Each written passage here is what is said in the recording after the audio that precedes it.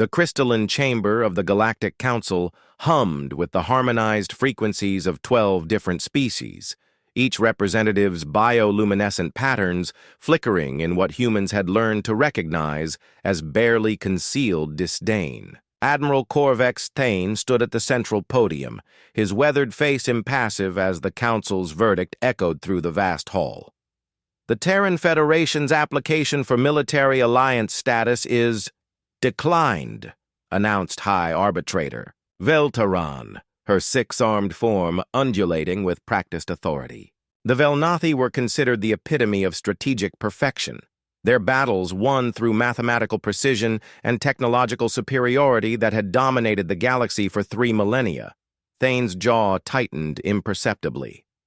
Around him, the other council members displayed their species' equivalent of smug satisfaction.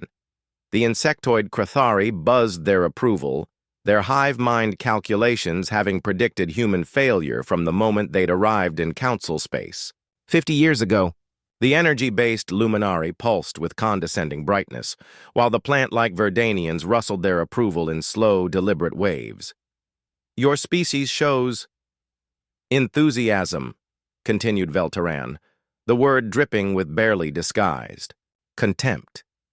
But your tactical methodologies are fundamentally primitive, chaotic, unpredictable in ways that suggest a lack of evolutionary sophistication.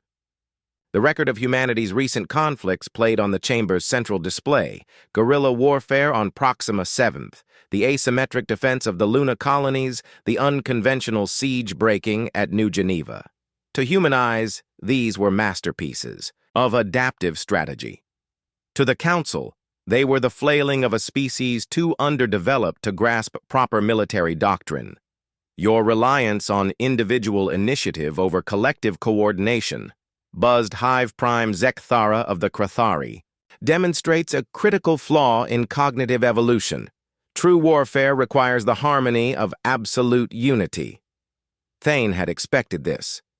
The Council's military philosophy was built on overwhelming technological advantage, perfect information networks, and strategies so refined they could be reduced to mathematical equations. They fought wars like surgical procedures, clean, efficient, predictable. Human tactics, with their emphasis on adaptability, deception, and what the military academies called creative chaos, were incomprehensible to minds that viewed warfare as an exact science. Furthermore, added the crystalline representative of the Nexarii, their form shifting through geometric patterns of disdain, your species' tendency toward what you term unconventional warfare violates several established protocols of civilized conflict. The Council maintains standards of conduct that your methods consistently breach. The display shifted to show human forces on Kepler Station using maintenance tunnels to outflank superior pirate coalition forces, then cut to the infamous Trojan asteroid gambit that had broken the siege of Europa. Each victory was presented as evidence of human inadequacy rather than ingenuity. The decision is final, Veltaran concluded. The Terran Federation may maintain its current observer status, but military cooperation remains suspended until your species demonstrates tactical maturity consistent with Council standards. As the session dissolved into the polite post-decision chatter of the galaxy's most powerful military alliance, Thane gathered his papers with deliberate calm. His aide, Commander Lixera Devon, one of the few humans to achieve recognition in Council space through her xenobiology expertise, approached with carefully controlled anger flickering in her dark eyes. "Sir, the hypocrisy is staggering," she whispered. "Half these species conquered their way to Council membership using tactics they now call primitive." Thane nodded grimly. "They've forgotten that evolution doesn't stop at technological advancement." "Commander, sometimes the old ways survive because they work." He glanced around the chamber one final time, memorizing the faces of beings who considered themselves humanity's superiors. "Mark this day, Devon. They'll remember it differently when they come asking for our help." Neither of them knew how prophetic those words would prove to be. The emergency session convened 18 months later bore little resemblance to the orderly dismissal of human military doctrine. The council chamber, once a symbol of galactic unity and measured deliberation, now thrummed with the desperate frequency of species facing extinction.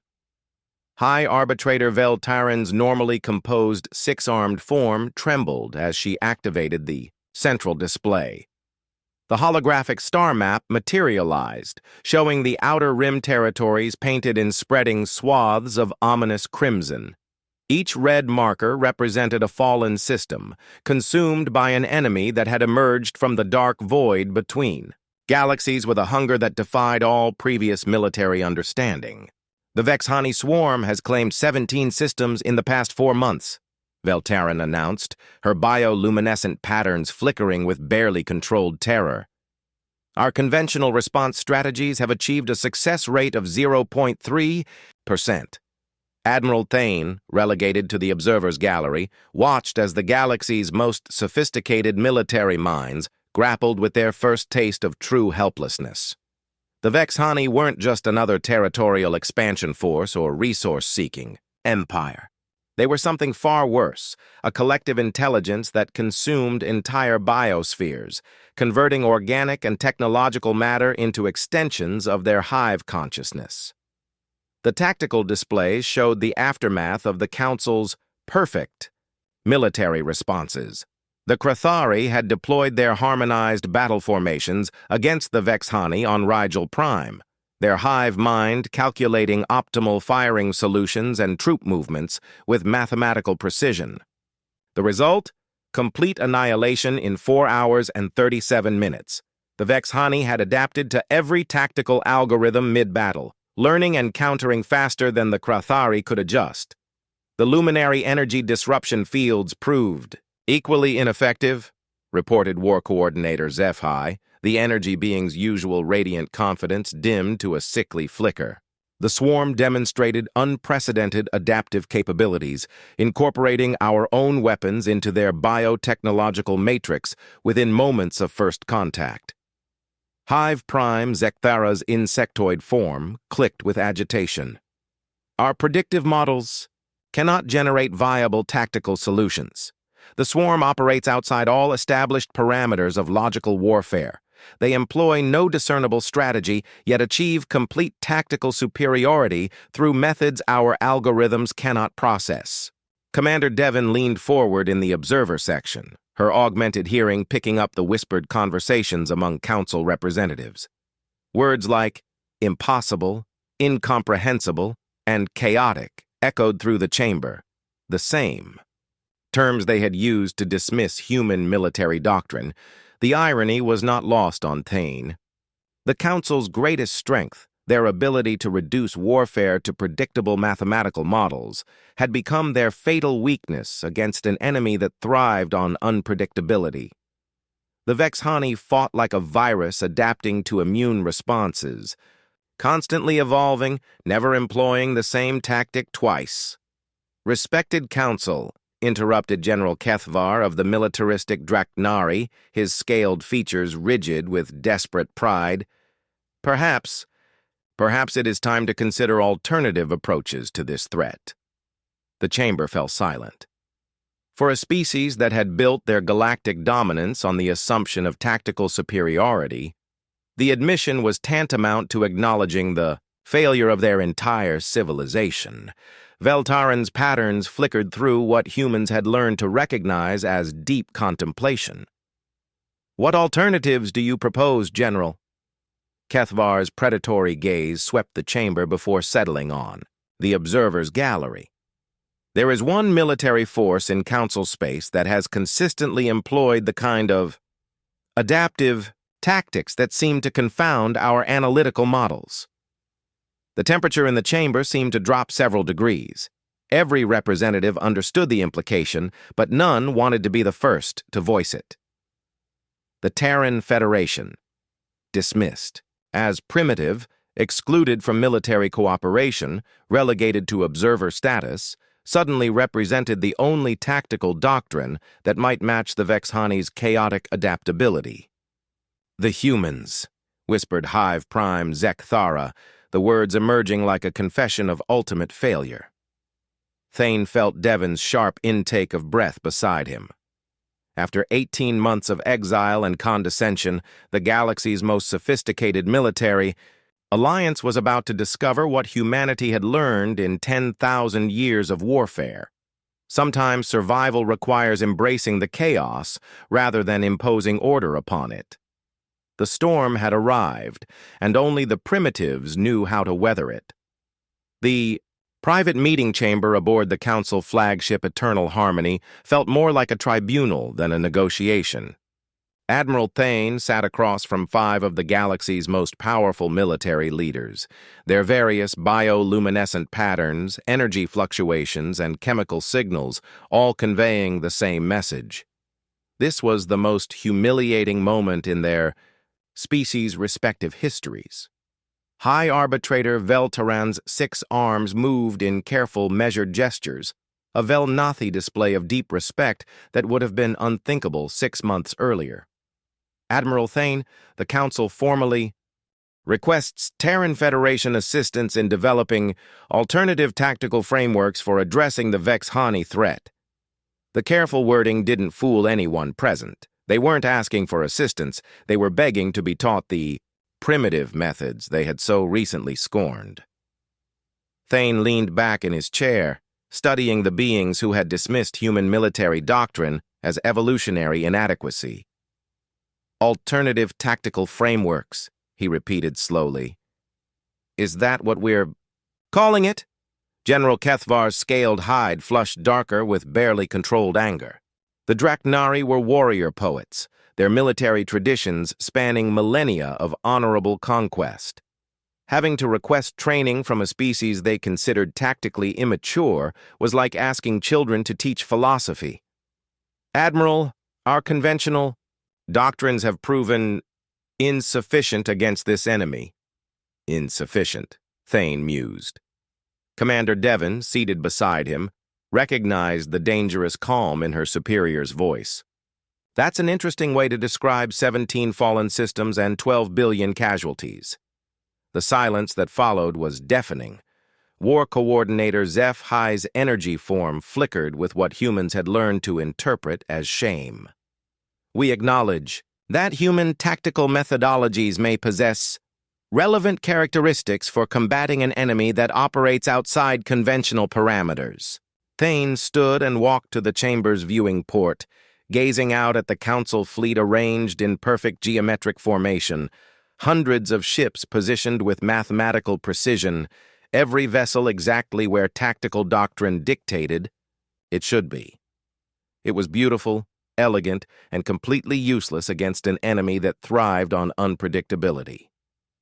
You want to learn human tactics, he said without turning around.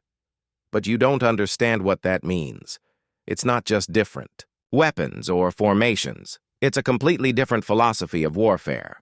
Explain, commanded Hive Prime Sekthara, her insectoid form chittering with impatience. Thane turned back to face them.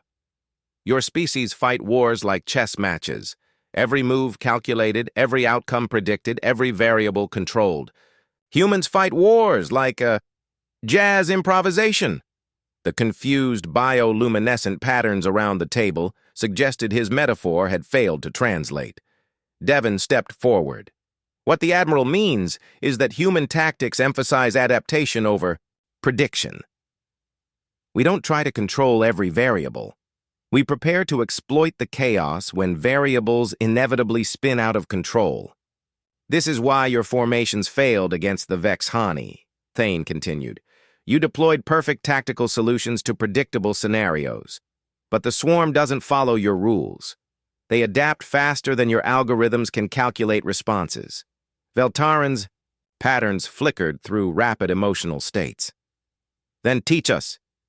Show us how to improvise. The request hung in the air like a challenge to the natural order. The galaxy's most advanced civilizations were asking to be taught chaos by the species they had dismissed as primitive. Thane was quiet for a long moment. When he finally spoke, his voice carried the weight of every slight, every dismissal, every moment of condescension humanity had endured. Training begins tomorrow. But understand this, you can't learn to improvise by following a manual. You're going to have to unlearn everything you think you know about warfare. He moved toward the chamber's exit, then paused. And the first lesson is this: in chaos, the primitives survive because they never forgot that war isn't about perfect tactics. It's about perfect adaptation. As the chamber door sealed behind the departing humans, the Council's greatest military minds sat in contemplative silence, beginning to grasp the enormity of what they had requested. They had asked to learn humanity's greatest strength, the ability to find order within chaos, to turn unpredictability into advantage, to win wars not through superior technology, but through superior adaptability. The irony was profound. The galaxy's most sophisticated civilizations were about to discover that sometimes evolution meant going backward to go forward. The training ground on Kepler Station buzzed with an energy that had nothing to do with the facility's fusion reactors. For the first time in galactic history, beings who had conquered star systems through mathematical precision were learning to embrace controlled chaos.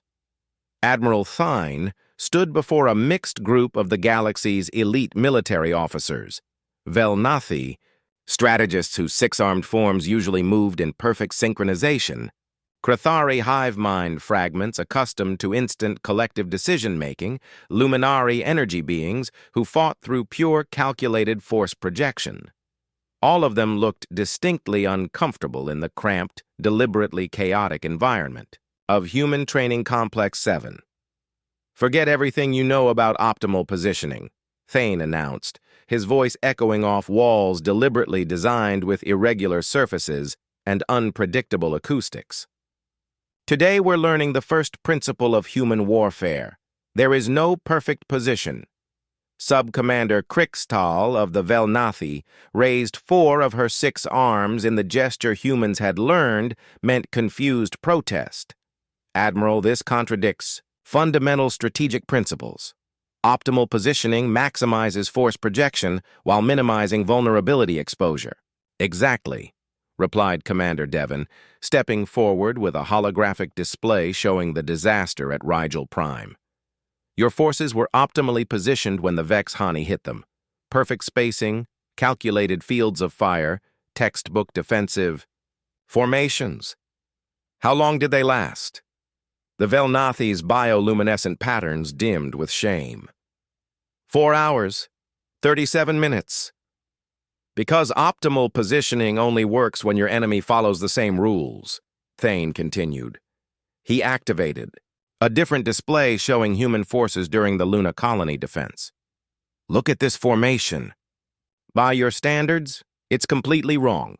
Overlapping fields of fire, redundant positioning, apparent tactical inefficiencies everywhere." Hive fragment Kezha of the Krathari buzzed with agitation. "The formation appears randomly distributed. Our analysis indicates 17 separate tactical violations of established doctrine. And yet we held Luna for 8 months against superior forces," Devon pointed out. "Because random isn't the same as chaotic, and chaotic isn't the same as wrong." The real breakthrough came during the 3rd week of training, in what humans called the Pandemonium exercise. Council officers were placed in command of mixed human-alien units and given a simple objective: capture and hold a facility against an enemy force that would adapt its tactics every 30 minutes. War Coordinator BlackHFY, the Luminari energy being, found herself commanding a unit that included human marines, Draknari shock troops, and Nexari technical specialists. Her first instinct was to deploy them in optimal formation, energy beings providing cover while physical troops advanced in coordinated waves. The exercise lasted 14 minutes before her entire force was eliminated by adaptive opponents, who had learned her pattern and countered accordingly. "I don't understand," BlackHFY pulsed in frustrated confusion. The formation was mathematically sound. The tactical solution was optimal for the given parameters. Master Sergeant Korvac Drex, a scarred human veteran who had survived 12 major engagements, grinned with dark amusement. That's the problem. Coordinator, you gave them a pattern to learn. Next time, don't be optimal. Be impossible to predict. The second attempt was revelation. Instead of optimal positioning, HFY deployed her forces in what her training called tactical absurdity, Marines advancing backward while firing, Draknari shock troops used as technical support, Nexari specialists providing front-line combat. It violated every principle of civilized warfare. It also worked. The adaptive enemy spent so much processing power trying to understand the pattern that they failed to recognize there wasn't one. HFY's absurd formation held the objective for the full exercise duration, adapting randomly to every enemy counter-move. This is... HFY pulsed with what humans recognized as enlightenment. This is like fighting with pure entropy. Now, you're getting it, Drex nodded approvingly. Sometimes the best tactical decision is the one that makes no tactical sense. Humans learned that fighting each other for 10,000 years. We got really good at being unpredictably dangerous. By the end of the 4th week, something fundamental had shifted in the council officers. Their perfect formations had become fluid improvisations. Their calculated responses had evolved into intuitive reactions. They were learning to find strength in apparent weakness, order within apparent chaos. Most importantly, they were learning to fight like humans, not through superior technology or mathematical precision, but through the simple, profound understanding that in a universe of infinite variables, adaptability trumped optimization every single time. The primitives were teaching the advanced, and in the process, both sides were discovering that sometimes evolution meant embracing what others considered devolution. The emergency klaxons aboard the Council flagship Eternal Harmony shrieked through corridors that had never known true combat alert. High Arbitrator Veltaran's 6-armed form moved with newfound fluidity as she entered the command center, her bioluminescent patterns flickering in what humans had learned to recognize as controlled anticipation rather than panic. "Sit rep," she demanded, the abbreviated human military terminology feeling strange but somehow appropriate on her translated vocal cords. Vexhani Swarm detected entering the Altair system, reported Sub-Commander Krixtal, her movements no longer the perfect synchronization of Velnathi doctrine, but the adaptive positioning she'd learned from human instructors.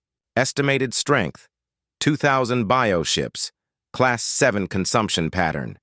ETA to inhabited worlds, 18 hours. 6 weeks ago, this report would have triggered mathematical despair. Calculated odds of successful defense hovering near 0.3%. Today, Veltaran felt something her species had never experienced in warfare: eager uncertainty. "Signal the human training cadre," she ordered. "Tell Admiral Tane we're ready for field application." The joint Human Council fleet that assembled at Altair bore no resemblance to the geometric perfection of traditional galactic warfare.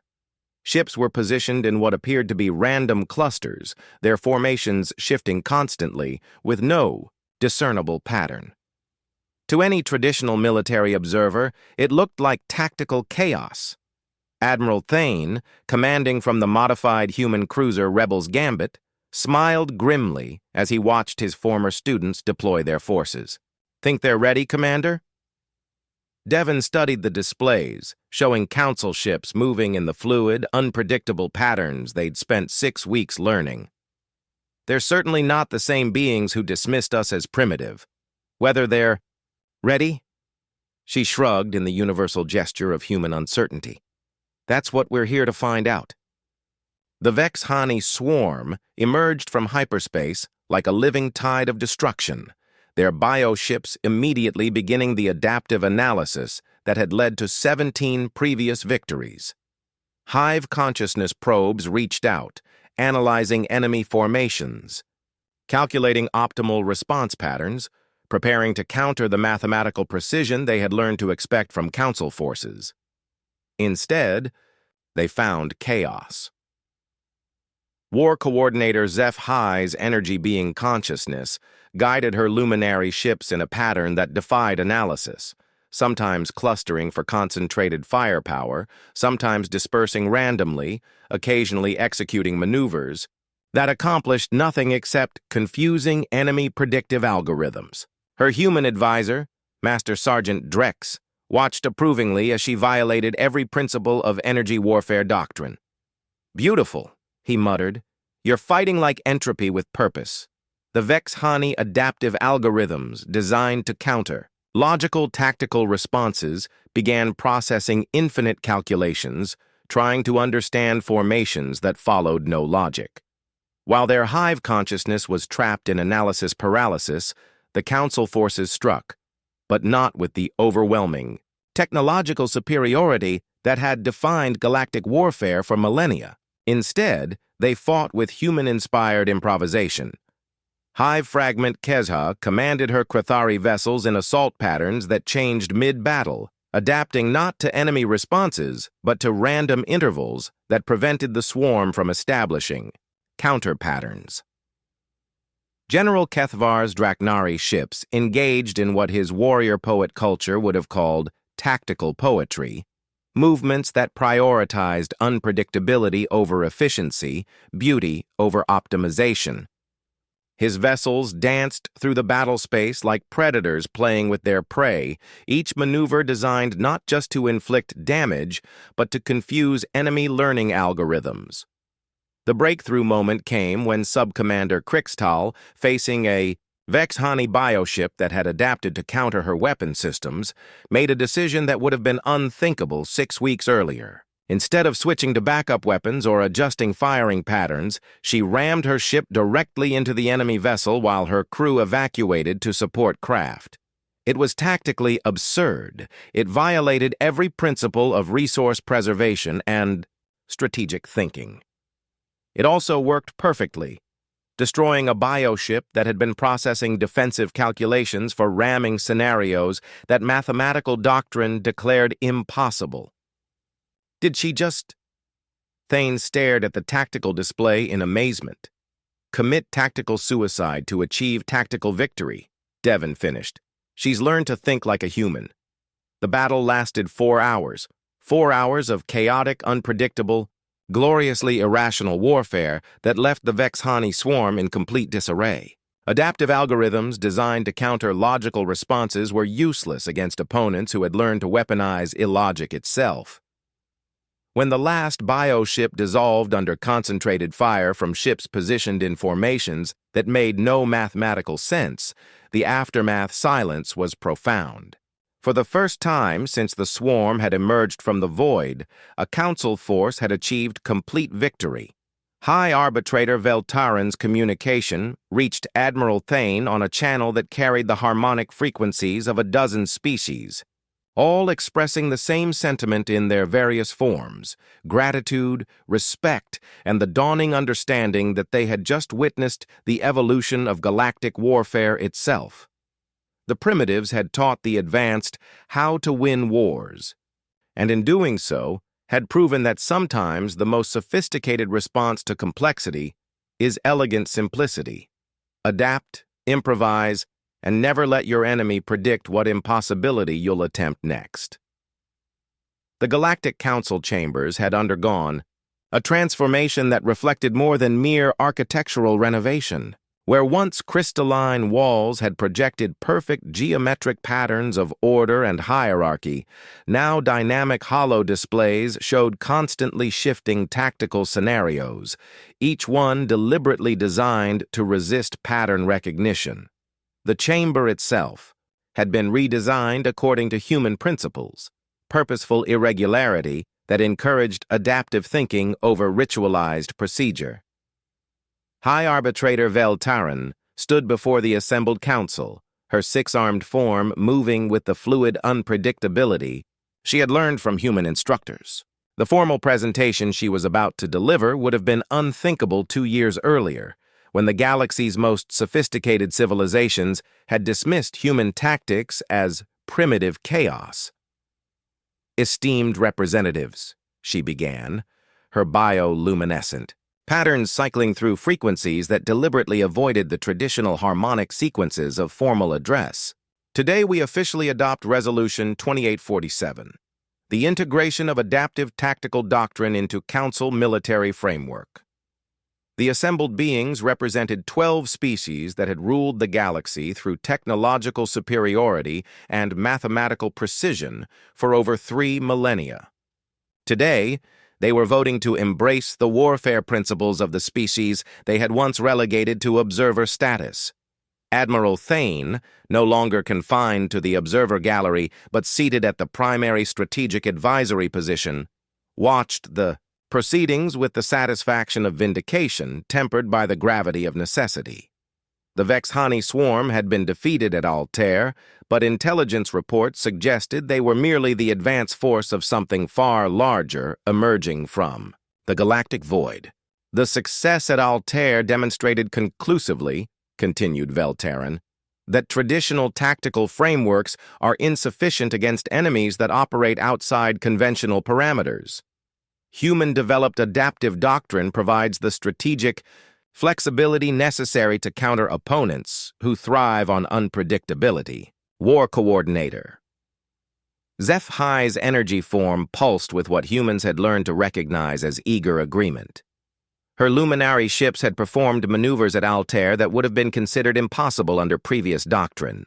Energy beings, learning to fight with the controlled chaos that humanity had perfected through 10,000 years of conflict with themselves.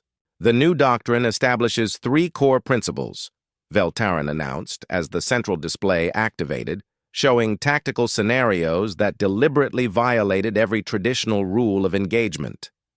First, adaptive superiority over technological. Superiority! Superior technology is meaningless if employed predictably. The display showed comparative analyses, Council forces using overwhelming technological advantage in traditional patterns versus the same forces employing inferior technology in unpredictable applications.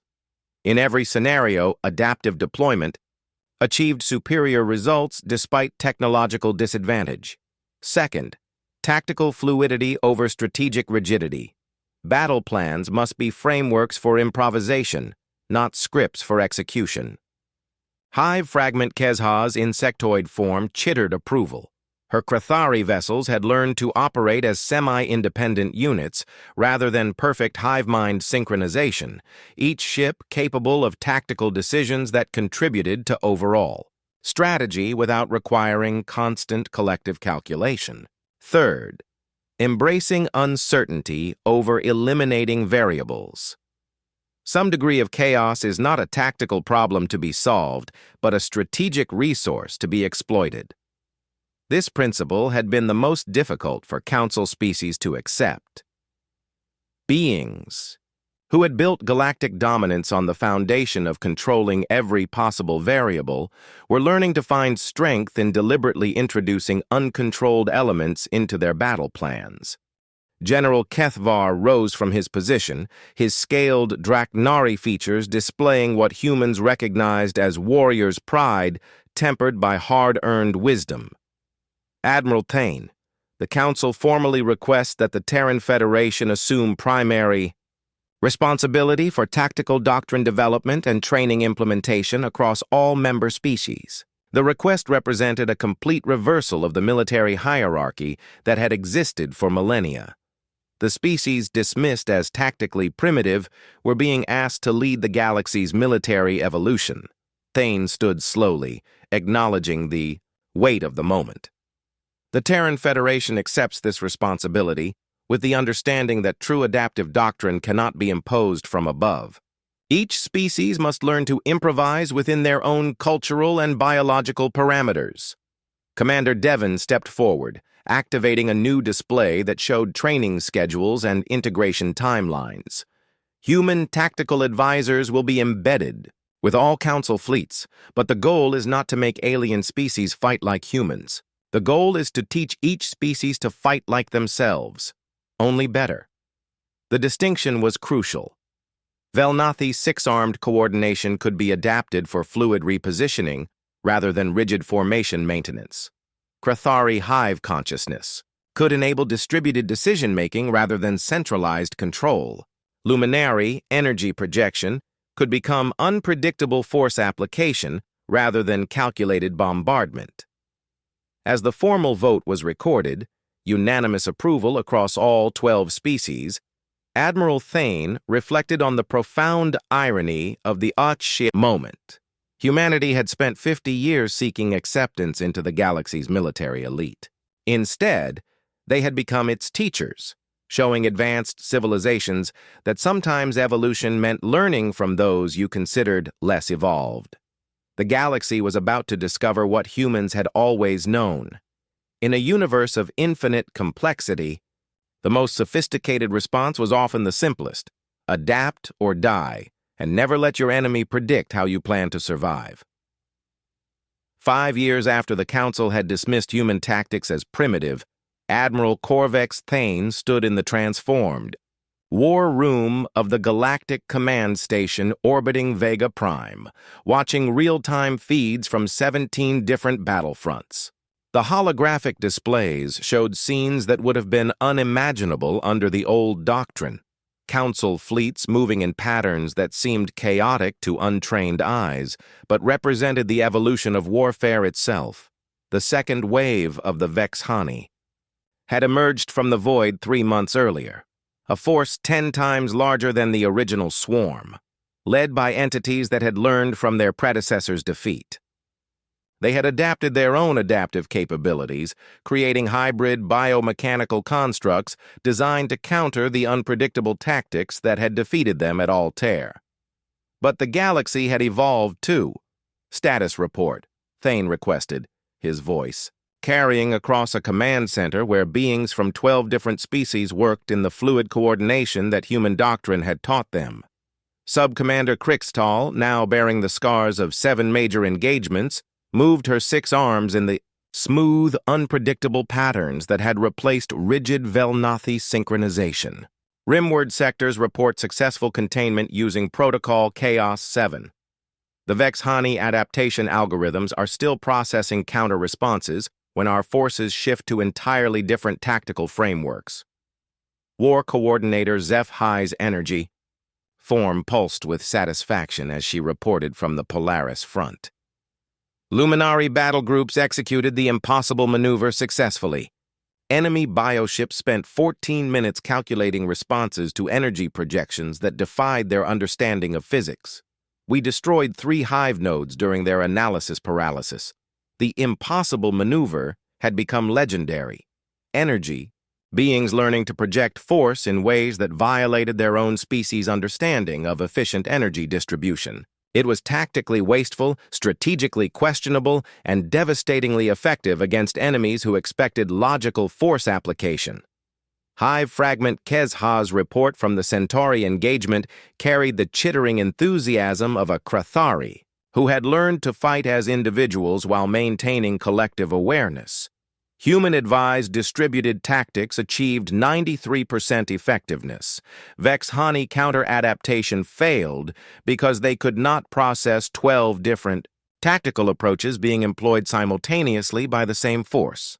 But the most significant report came from General Kethvar, commanding the mixed species force defending the critical manufacturing worlds of the Orion sector.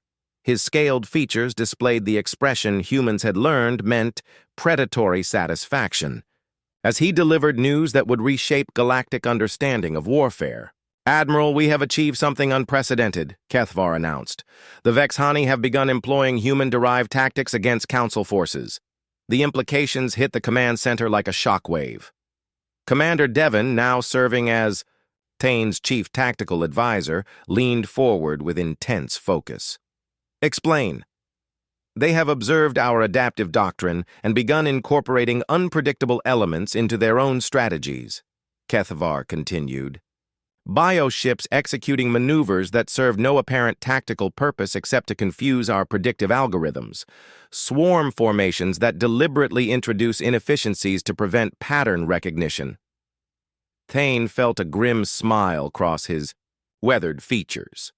They're learning to fight like humans, which means, Devon concluded, we've taught them our greatest strength. And our greatest weakness, added High Arbitrator Veltarin as she entered the command center, her bioluminescent patterns displaying the complex emotions that had no equivalent in traditional Velnathi experience. If they master adaptive doctrine, they become unpredictable to us as well. The silence that followed was profound. The galaxy had learned to counter predictable enemies by becoming unpredictable themselves. But what happened when both sides embraced chaos? Thane walked to the central display, studying the galactic map where red markers showed Vexahani positions and blue markers indicated Council forces. For the first time since the war had begun, the pattern looked almost balanced. Two adaptive forces learning from each other, evolving in real time, neither able to gain permanent tactical advantage. Maybe that's the point, he said quietly. Maybe this isn't about winning through superior tactics anymore. Then what is it about? Asked HFY, her energy form flickering with confusion. Thane turned to face the assembled command staff. Beings from species that had once considered themselves humanity's superiors in every meaningful way, now looking to human leadership. In the galaxy's darkest hour. It's about what humans learned in 10,000 years of fighting each other, he replied. Sometimes the goal isn't to win the war. Sometimes the goal is to survive it long enough to become something better than what you were when it started. The displays around them showed battles raging across 17 systems, each one a test of adaptive capability against adaptive capability, chaos fighting chaos, evolution competing with evolution. It was warfare elevated to its purest form, not about technology or resources or territorial control, but about the fundamental ability to change, learn, and grow under pressure. The Council called us primitive, Thane continued, his voice carrying the weight of vindication earned through necessity. They thought predictability was sophistication, that order was superiority. But primitives survive because they never forget the most important lesson. In a universe that's constantly changing, the only constant is the need to adapt. As alerts began streaming in from new battlefronts, each one requiring tactical solutions that had never been attempted before, the command center erupted into the controlled chaos of beings who had learned to find strength in uncertainty. They were no longer fighting to prove human tactics were superior.